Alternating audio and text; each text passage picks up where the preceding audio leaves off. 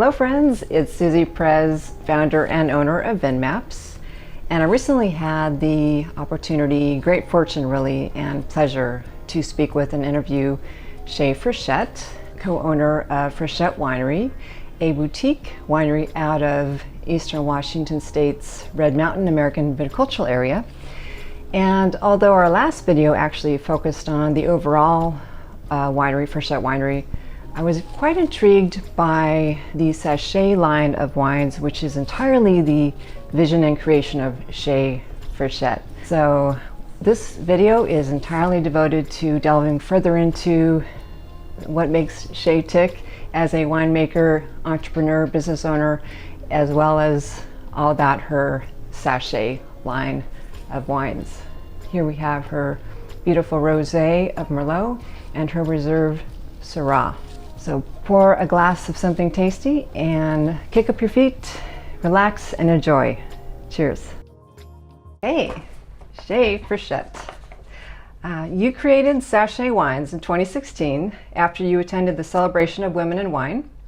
The empowerment from this event inspired you to create a label that would in turn inspire other women to create positive change in the world. This sounds like an amazing event, to say the least. What happened during that event that got you so inspired to start conceiving the idea of Sashay? Well, I found the event, actually I was looking for a retreat because I had just gone through harvest and then we got into the crazy winter of Eastern Washington, and I was looking for an opportunity to be refreshed and rejuvenated, and I like just kind of getting some sort of a spark so that it can bring back some creativity. And so searching online, I was looking for a retreat and I came across this event called Celebration of Black Women in Wine. And that made me do a double take. And I was just like, I've got to go to this event because I had never met a Black female winemaker or seen a Black female winemaker. And so I was very intrigued. So I booked a ticket and booked my flight. And next thing you know, I am in the most amazing company of these women. And it was just very empowering to see someone like me. And I didn't know at the time how inspirational it would be. I mean, I thought it would be really cool and it would be an honor, but I just never thought it would motivate me and empower me in the way that it did. And so it really did spark a light in me to look at some of the skill sets that I had and drive them and push them to the next level of my potential. And that's what I'm still doing. Nice. Oh, wonderful. In your mind, what does it mean, or what would be an example to you of creating positive change? Creating positive change can be looked at in a few different ways. So it can be creating positive change within yourself, something super simple as looking at the way you treat your body, looking at the way that you allow things to come into your life that impact you emotionally. And so I think creating positive change could be with self. Creating positive change outward could be looking at your family and creating better circumstances for your family, for your friends. And then even looking further out to how can you be a positive change within your community, looking around at problems and thinking about the skill sets or the solutions that you can offer your community and stepping up to the plate and doing that. So I see it from a few different angles, and it doesn't mean that an individual has to do all of those things, but I believe that humans are capable of creating positive change in whatever way they choose to do. Yeah, love that. Okay, cool. The message on the back of each bottle is really powerful. Would you read it for us if you're comfortable? Oh, I'm happy to. The back of the bottle says, "You are strong, you are courageous, you are fierce. You have the ability to create positive change in this world. So lift your chin, push your shoulders back, and sashay, girl, sashay." Now I have to put the snaps in because the snaps aren't on the back of the bottle, but Suzi, you get what I mean. Yes, I love it. That's very powerful. Okay, and that's a really fun, cool name, by the way, and I know you probably get asked this a lot, but how did that come about? The name of the sachet? Well, sachet is a word that I heard a lot growing up in the South. And you would just see these, positive groups of women that would laugh together and that just would find joy in life. And you would hear them say, "Look at you sashaying like you don't have a care in the world." I would hear my aunt saying that all the time. "Look at you sashaying." And so I just thought it was a word that was, to me, had memories of fun and joy. And so when I thought about what I wanted this wine to be, from a flavor profile, from the experience of making the wine and the impression that I wanted to leave, specifically with women, I think about things like confidence and what beauty looks like to the individual woman and how she can express that in herself and in her life. I wanted a word that would describe that. And so sachet was what came to mind for me. It's a play on my name, Shae, as well. So I thought that was kind of fun. That is really fun. In fact, in the video that we did a few weeks back now, I accidentally said sachet a couple of times referring to you, so it got it stuck in there. Yeah. It's really cool. Okay. You're originally from South Carolina. Has your upbringing and overall environment, ambience of the South, if you will, carried through or influenced aspects of your business and life on Red Mountain and in Washington State? Oh my gosh, yeah. I host a soul food dinner every year. In fact, we just hosted a Motown jazz concert, and it is one of my favorite events that we have here. And the theme of even that dinner was Southern soul food. So just in weaving food into some of the things that we do here, I think Southern hospitality is important to me, or hospitality in general. And so we train a great deal on the customer experience and service to our guests. And so although we call it customer service, I kind of think of it in some ways as a little Southern hospitality. So I would definitely say some of my influences of growing up in South Carolina has weaved its way into what I do here in Washington. Very cool. Okay. When I've read about and listened to about your story through podcasts and the like, it's hard not to say that you seem to be all about doing what you said you would do. Obviously, the coin toss that led you and Greg to Washington State is one example, but also one of the reasons you packed a bag and headed to LA to become an actor. There was something to that as well. Can you speak to that a bit, or anything else that comes to mind? Yeah, so I was one of my degrees is in theater, and the head of my department had asked me, "So what are you gonna do?" And when he asked me that, I really didn't know. I enjoyed being in the theater program, but I didn't really know, what would be next. And out of nowhere, I just said, going to LA.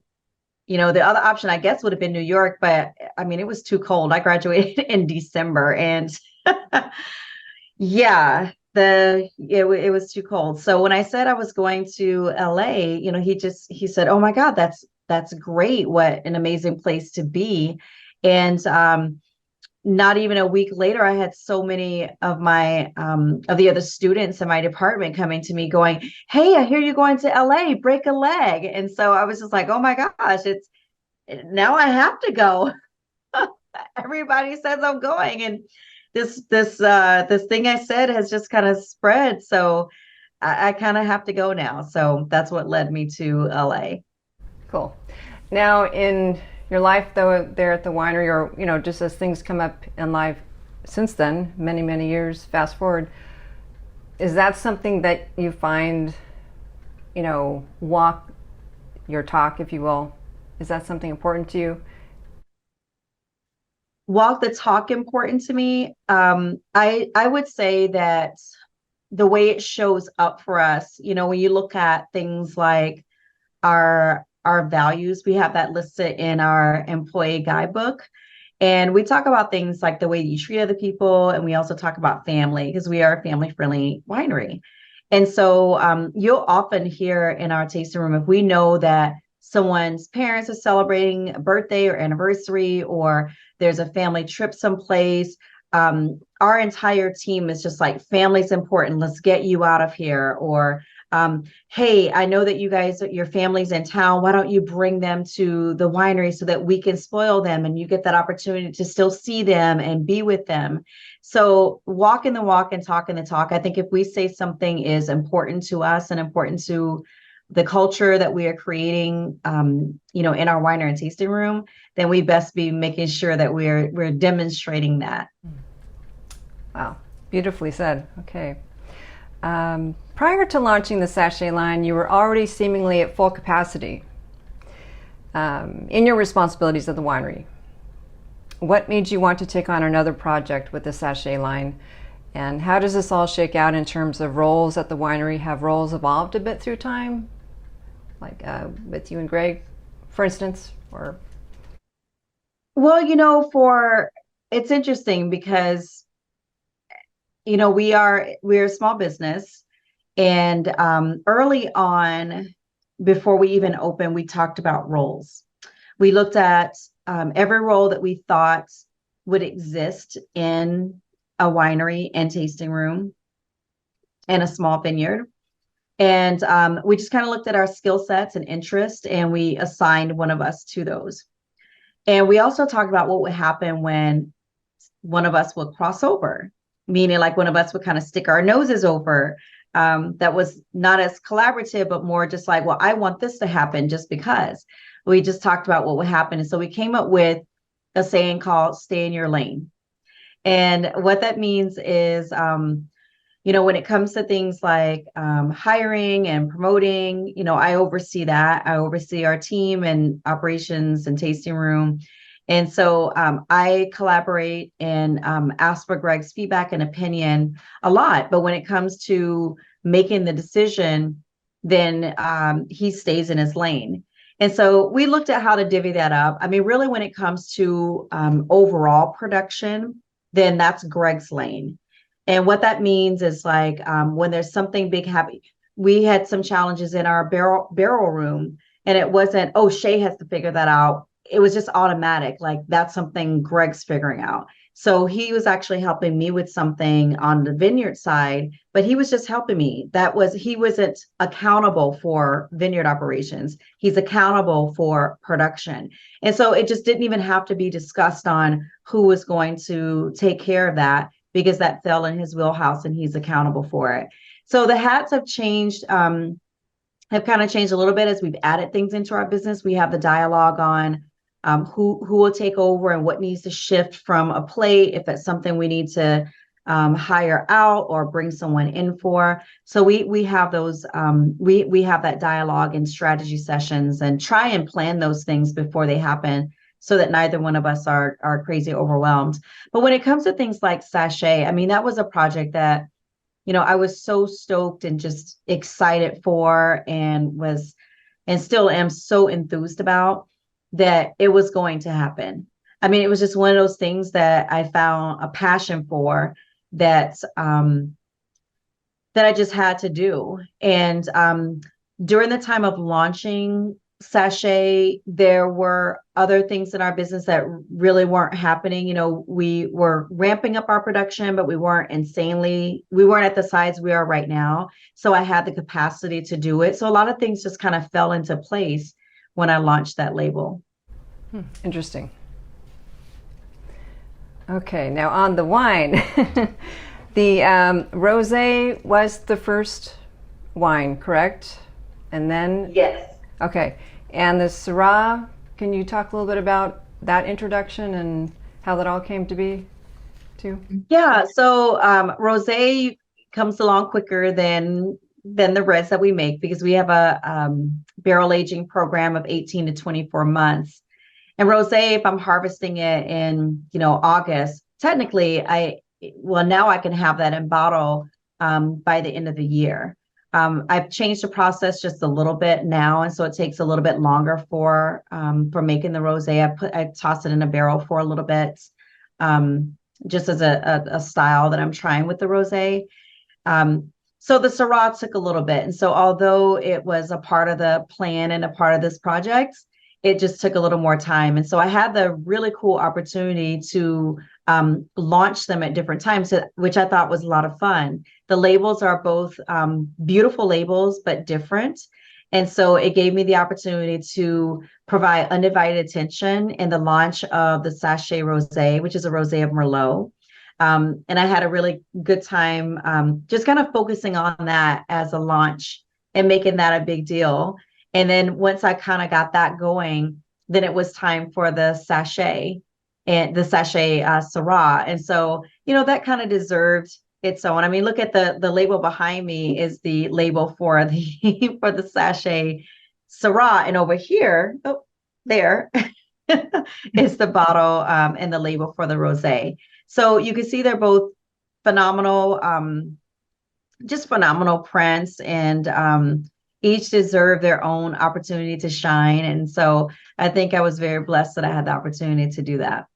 Yeah, the timing seemed to work out just in step, like serendipitous. So it's something I've kind of noticed about you and Greg, your history from just what I've read and heard. It's fascinating. And I love the artwork. Yes. Can you talk a little bit? I know this is another probably common question, but the artwork is gorgeous that goes along with the brand, the line, Sashay. How did that come to be? Well, we had an event here. It was an art event, and we just randomly were partnered with this artist named Chance Watt. And he had some beautiful pieces. They were extremely large canvas pieces of silhouettes of women. And some of the women, he had these beautiful, just an extraordinarily beautiful color palette. And I thought he was an amazingly talented kid, a guy. Well, I say kid. He was in his early 20s when I first met him. And he had expressed, once he had, loaded his artwork, and he popped back in and he said, I would love to have my work on a bottle. And he was looking at our Frichette bottle because Sashay hadn't been launched just yet. I was just still, I was actually in the process of the contract was in for the wine grapes. They hadn't even been picked or processed or anything like that. And so when he had said, I would love to have my artwork on a wine bottle, I looked at our Frichette's logo and I said, well, we're not changing that. We're still newer in the industry. Consistency is important for this brand. And then I was just like, well, wait a minute. I said, I have a label that I'll be launching soon. And I was going to hire a graphic artist for it to design this label.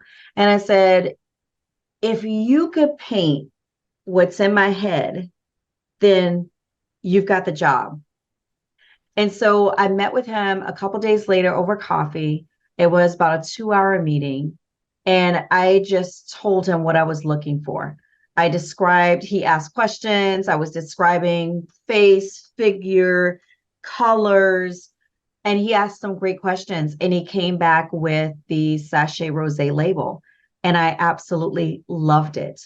And I said, you got the job. What do I pay you for this? And then when I was ready to launch the red, I brought him back in and we just kind of talked about what that would look like. And he wowed me with that one as well. Yeah, it's gorgeous. It makes a beautiful print on the wall like that, or framed, I can imagine. Oh, it does. And I have the originals in the winery. And so sometimes folks will come in and it's when you walk into the winery, you just look straight back and they're just there. You can't not notice them. And so we have folks that love to take pictures in front of them. And I just think they're phenomenal. He did a really beautiful job for me. That's awesome. Love it. Okay, so the 2021 Syrah, fruit sources from Red Heaven Vineyard, Red Mountain. And just wanted to ask, why did you decide on Syrah as the next from after Rosé of Merlot? Well, I wanted to the business side of me was just like, I want to make something that doesn't compete with Frichette. So we already make a lot of cab on our Frichette portfolio. And so, and actually when I launched Sashay, I originally made a cab. And the reason I did that was because we were considering sourcing fruit from a brand new vineyard. It was their third leaf. So the first time they were pulling fruit off to sell to a customer. And I thought this might be a really cool soft introduction of Sashay because it's a newer vineyard. I anticipated that the fruit would be a little softer. I anticipated that I'd make it in a style where the tannin wasn't as assertive as tannin you get in the Frichette line. So, I just didn't want it to, I wanted it to have its own identity. And so then after that, after, putting the contract in and making the cab, as this cab was going through fermentation, I just thought, you know what? I really would love to work with Syrah. And Syrah does not fit into our Frichette portfolio because we focus on Bordeaux varieties there. But Sashay is sassy and she can do whatever the heck she wants to do. So Syrah will be so perfect. So I decided that I would change and move to making Syrah and allow that for now to be the exclusive red wine for the Sashay portfolio. Okay, cool. And it's been a blast. It's been fun. I think Syrah too, for me, harvest for me starts off, I get a little bit anxious. I'm in vineyards a lot and barrels are showing up and, all the things that we need to make harvest happen. Our bins are showing up, our pick bins, our ferment bins, everything's just kind of showing up. And so it's making sure everything arrives when it's supposed to arrive. And then finally we get that first fruit in and it's very, I'm anxious and it's very exciting.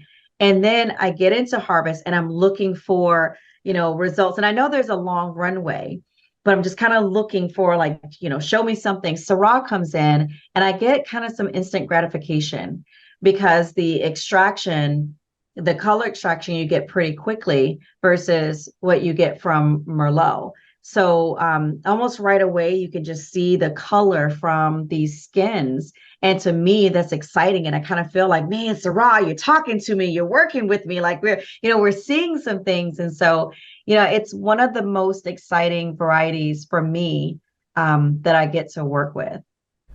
Ah, very cool. See, and Syrah from other parts of the world, are you intrigued about as well? Would you say? Or I am.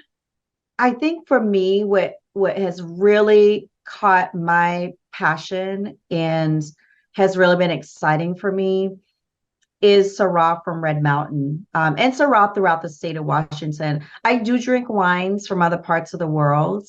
I enjoy exploring. I enjoy, tasting actually different wines from all over the place because I love learning and I love being stretched. And I also love learning, if there are things that I can do from a winemaking side that can improve what we do. So I do enjoy that, but I have to say, I'm in love with Syrah from Red Mountain. I love the site that I get to work with. I think Red Heaven Vineyard is, first off, it's a beautiful site and it's so picturesque. Even hopping on a quad and going up there during the evening when I'm just pulling berry samples it's magical. And that's probably a part of the romance for me in working with that site and working with that variety. The end result is that it produces an insanely plush and intense full body, beautifully tannic wine. I can't wait to try it. Sounds amazing. Getting thirsty. Are there other types of wines that we might expect from the Sashay line in the future? I mean, when I was researching, I did read something about a sparkling perhaps, but do you prefer to kind of keep things, as a surprise? No, I don't prefer to keep, actually, what's so funny is something about me, I don't like surprises. I don't like surprises. And I don't care for really surprising other folks. more or less, I feel like I'm a very nice person, a very tactful person. So I rather just, and I don't like keeping secrets either. So that, I'm not really good at keeping secrets. I'm more or less, when it comes to what we're doing at the winery, an open book. I have expressed that I wanted to make a bubbly. I started thinking about that like almost when I started this label. I was, it crossed my mind. I thought it would be kind of fun to do.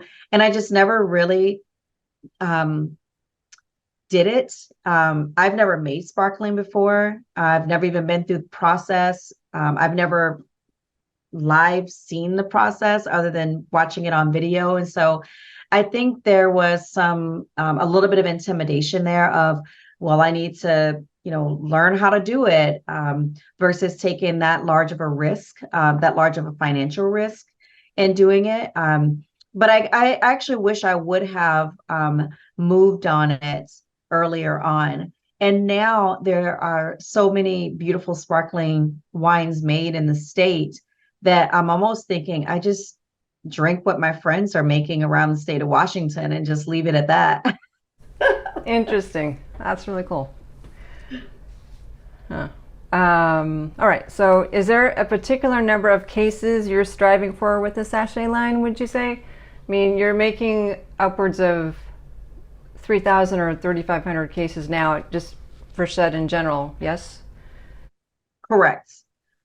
So when you look at the number of cases that we're making for, all the wines we're making here, that includes the sachet, that also includes the Semillon, the white wine that we make. So we've been as high as 3,500 cases. Our goal was 2,500 cases. And I think that our cruising altitude is right under 3,000 cases. I think that size will fit for the lifestyle we have and what we like to do here at Frichette. For sachet, when I originally dreamt this concept up and started working on this project, I thought that sachet was the line that you would see in distribution. I thought that it would be a wine that I would make off mountain. I thought it would be a wine that I could make at a more attractive price point for distribution. And once I started making the wine and talking about the wine to our existing guests, they were very intrigued by it. And so that focus just changed a little bit. So instead of making a whole lot of wine that I will push out further, then that just changed for me. And so I decided that I'll stick with smaller production because that's what I really enjoy doing anyways. And so when it comes to the rosé, we're making about 200 cases of that rosé and about 125 cases of the Syrah. Okay, very good. Get it while you can. Okay, so what are some, now this is not directly sachet related, but somewhat. What are some of your favorite aspects of being a business owner and co-winemaker, would you say? Oh, let's see. That's such a simple question, and I don't know why I am struggling to think of, because there are things about being a business owner and entrepreneur that I think can be challenging, and I think that and things about it that's very rewarding, and things about it that can be boring. I think I'll share what does excite me. I do get really excited about strategic planning. Strategic planning happens for me, for our business. The work of it happens right after harvest. So I'm already thinking about it I think about it throughout the year. I make notes. I always have our vision so that as I'm making decisions and considering things, it always aligns with our vision and our mission. So, but once I'm done with harvest and I get to sit down and I think about what does the next 1 and 3 years and 5 years look like, that's what gets really exciting for me. And I spend a lot of time, strat planning for me is, I dig into details. I like kind of looking at data, pulling reports, figuring out what's changing and if these changes impact what we should be doing or what we're going to be doing. So it gives me the opportunity to kind of geek out a little bit, but also, and I think this is probably why I really enjoy strat planning, is because I really get to be creative in how we're going to navigate things like headwind that I might see coming our way, or it gives me the opportunity to get creative about new opportunities that I see coming our way. So I think those are things that excite me about strat planning. And I think to also included in our strategy sessions, obviously my husband Greg, but then also our wine club concierge lead and my tasting room lead are a part of that. It's usually we try and get it done in 2 days. We do all the work up front, all the data planning. I do our initial goals, and when we're in that strat planning session, we get the opportunity to cascade goals down, set some accountability measures, build out a scorecard. And so those things to me get really, really exciting. I think it's because I get to think about and dream about the next year, and it sets us up for just, a really cool year ahead. Wow, that's fascinating. Strat planning. Awesome.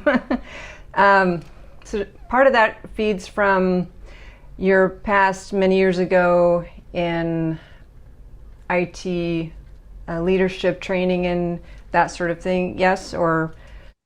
Absolutely. Okay. I was introduced, I can't, what the work that I did in my previous career really set me up for success for what I'm doing now. I think that, when I was leading the learning and development function for the organization that I was with, it was kind of like running your own company. I mean, I created a plan and actually had to go to the executives of my company to ask for spend, to ask for or to, draft this budget and ask for this money. And the cool thing was that the company set me up with a financial person. So at our finance department, I had a partner. This partner helped me with my budget. They helped me with spend. They let me know what types of things I should expense, I needed to expense. I met with them every single month. And so to learn about the financial documents and the financial acumen that was necessary to run a department, that's priceless to me. I mean, absolutely priceless. I led a team. So all the things when it comes to coaching and feedback and situational leadership and, how to motivate folks, performance reviews, all those things I had to do with my department. Some of those formalities I was responsible for designing. I had the opportunity to design a whole top talent program, succession plans. I designed a coaching program, a mentoring program. And so I just had all these really cool opportunities that never in my wildest dreams I thought that I would get to put those into play with my own business. And so it just worked out. I mean, it just worked out so well that I had that skill set coming into owning a winery. Yeah, that's quite a story. It's really a unique story. Because there are so many unique stories out there, but yours is one of the more unique ones, I feel like. What inspires you day to day, season to season at the winery, would you say? Well, the thing about what I get to do, this morning I was in a vineyard after right after 5 a.m. And then I had the opportunity to go over to the Wine Science Center and meet with some folks over there on some really cool things they're doing with the program. I had the opportunity to speak with a friend and consultant that does wine education. Um, and I'm getting to chat with you. Once I'm done, once we wrap up here, I get to go work in my tasting room. We get to rack and return in another couple weeks. So I think for me, what motivates me is having the opportunity to experience so many different parts of this business. In addition to all those things, I still get to work with our restaurant partners and, folks that carry our wines. I get to do some social media stuff.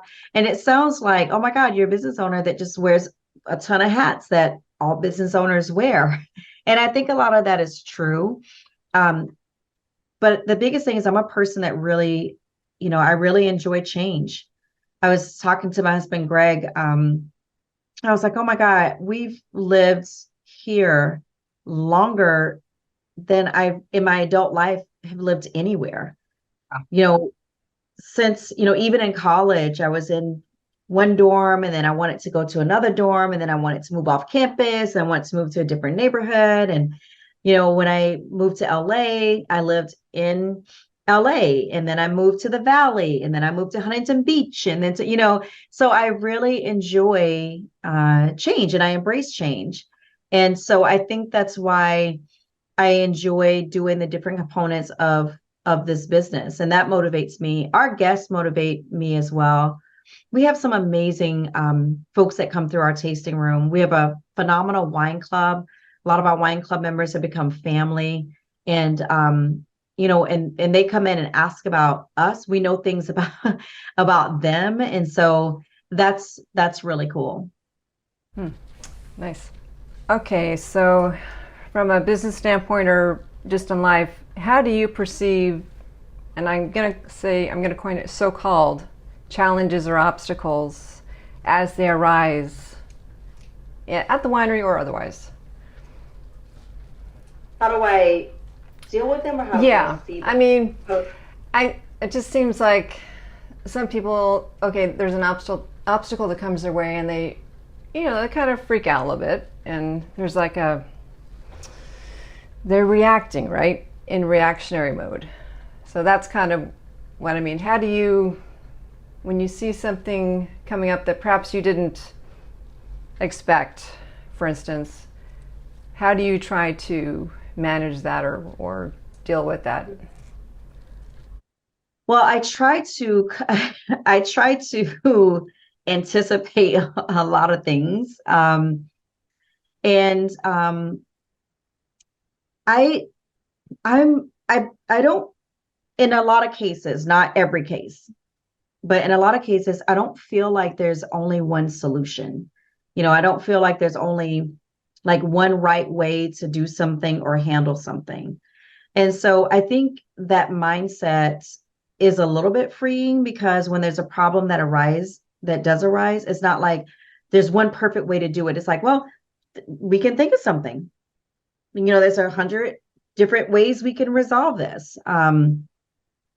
So I do believe I look at things in that way. And I mean, when you're dealing with something with as much regulation as alcohol, and that, we understand that, and sometimes our customers, whether that be the individual coming into the taste room or a customer being like a retail partner that's on a different part of alcohol than we are.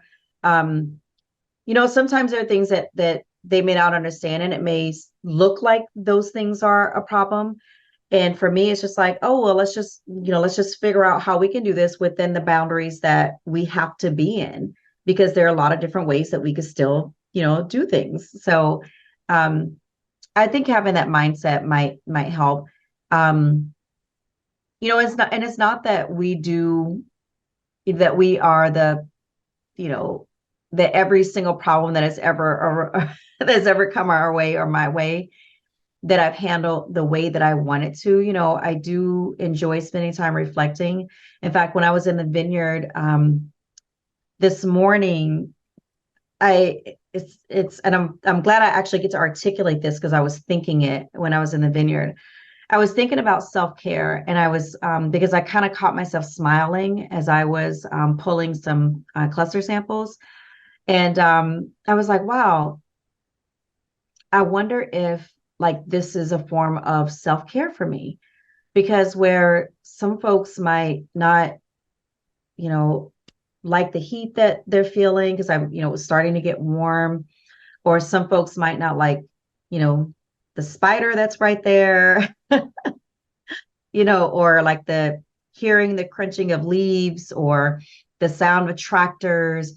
For me, I really, really enjoyed that. It was a sense of peace for me. The other part of it is it was also an opportunity for me to reflect about things that are important, but also things that come to mind are, gosh, that situation that just happened, how could I have done that differently? Is there anything I still need to do now? So reflecting on opportunities, or reflecting on problems that I've solved, and thinking about, well, if that were to arise again, how would I do those things differently? I think having a space that I can reflect, like being in the vineyard, which I was thinking self-care, but also what came to mind was just reflecting and figuring out how I can do things differently. So when problems do arise, I have now a better toolbox of solutions or ideas on how to handle those things. Interesting. That was a long-winded answer Love it. to your beautiful question. That's awesome. Okay, so when you're, well, no, I want to back up. So along the lines of what you were just talking about, reflecting in the vineyard, for instance, is there something that you do in your daily routine, for instance, that is you consistently do that kind of helps you to stay balanced in life, would you say? Well, what I do every single morning when I open my eyes, I always meditate because I'm so thankful. Because I always think, and my mom said this like years ago when I was little. I remember saying something like, "You should be grateful you woke up because there are people that didn't even wake up today." And it just, it's meant a little bit then, but it wasn't like a strong thing then. But it was something that I remembered. Even transitioning from an adolescence to an adult. And so when I wake up, that's the first thing I do is thank you, God, for allowing me to wake up this morning. Thank you that I can move my legs, that I can get myself up, that I can think for myself and do for myself. Thank you, God. Like, thank you for that. So that happens every morning. I also I like to slowly wake up. I like to wake up naturally if I can. I like to have my coffee. That's a must. I feel like I'm talking a whole lot, Suzi.